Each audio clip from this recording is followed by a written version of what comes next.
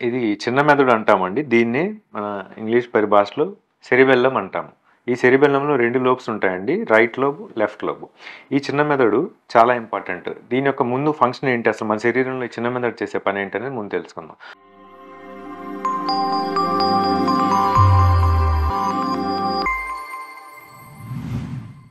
So, ఈ చిన్న మెదడు నుంచి సిగ్నల్స్ వెళ్తూ ఉంటాయి. వీటి నుంచి న్యూరాన్స్ అనేవి రెస్టింగ్ మజిల్ టోన్ అంటే ఒక మజిల్‌లో మినిమమ్ టోన్ అనేది మెయింటైన్ అవుతుంటేనే మనం కూర్చోగలుగుతాం, నించోగలుగుతాం, నడవగలుగుతాం. ఆ రెస్టింగ్ మజిల్ టోన్ అనేది ఇంపార్టెంట్. ఆ టోన్‌ను ఈ సెరిబెల్లం నుంచి ఆ సిగ్నల్స్ అనేవి స్టార్ట్ అవి టోన్‌ని మెయింటైన్ చేస్తాయి. సో, ఈ సెరిబెల్లంలో గనక ఏమన్నా డ్యామేజ్ అయినా, దీనిలో ఏమన్నా వ్యాధులనేవి వచ్చినా కూడా ఆ టోన్ అనేది దెబ్బతిని మనిషి యొక్క బ్యాలెన్స్ అనేది తప్పుతుందనమాట. సో, మనిషి యొక్క బ్యాలెన్స్‌కి సమతుల్యత, సమన్వయత మనం నించున్నప్పుడు బ్యాలెన్స్‌కి ఇది ఇంపార్టెంట్ అనమాట. అంతే కాకుండా కోఆర్డినేషన్ కూడా. మనం ఒక మూవ్‌మెంట్ పెర్ఫార్మ్ చేసేటప్పుడు ఎంత దూరం వరకు మూవ్‌మెంట్ పెర్ఫార్మ్ చేయాలి? ఎంత వరకు చేయాలి?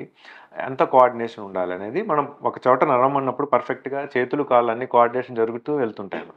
ఈ కోఆర్డినేషన్ అన్నిటికి మూలం కూడా సెరిబెల్లమే అనమాట. సో, ఈ సెరిబెల్లంలో ఏమేం వ్యాధులు వస్తాయి సెరిబెల్లంలో? చిన్న మెదడుకు సంబంధించిన వ్యాధులు ఏంటంటే కామనెస్ట్ ఏంటంటే ఆల్కహాలిక్ సెరిబెల్లార్ డీజనరేషన్ అంటాం. అంటే ఎక్కువ డ్రింక్ చేసే వాళ్ళలో ఆల్కహాల్ అనేది ఈ న్యూరాన్స్‌ని డ్యామేజ్ చేస్తుంది. సో, ఈ న్యూరాన్స్ ఎక్కువ ససెప్టబుల్‌గా ఉంటాయి ఆల్కహాల్‌కి.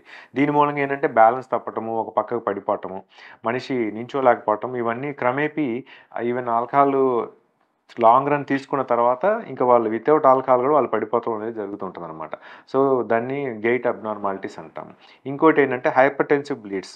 బీపీ చాలా ఎక్కువున్నప్పుడు cerebellum is the potential part to be gets damaged by the bleed. ఈ రక్తనాళాలు చిట్లటం మూలాన సెరిబెల్లంలో కూడా ఇబ్బందొచ్చి సెరిబెల్లం ప్రాబ్లమ్ వస్తుంది.